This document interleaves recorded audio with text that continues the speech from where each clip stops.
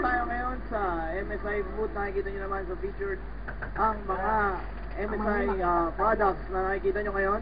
Nandito pa rin tayo sa Overdrive. Meron akong matapang na kaluluwang may interview ngayon. Pare, ano pangalan mo? Pakilala ka sa audience. Ako si MJ.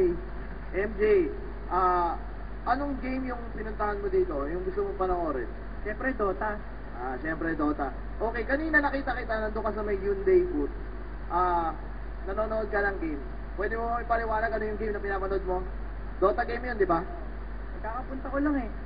Pero nakita ko Utopia versus MI. MIB, hindi MI. Okay, so, pare, dahil nagpa-interview ka, bibigyan kita ng lanyard. Hawakan mo. Okay, so, yung makakasagot ng tanong ko, pwedeng manalo ng lanyard, okay? Steel Series lanyard to, grabe, sobrang ganda nito mga pare. So, magtatanong ako, lapit lang, okay? Bukod sa Dota, ayan pare, thank you, entrada.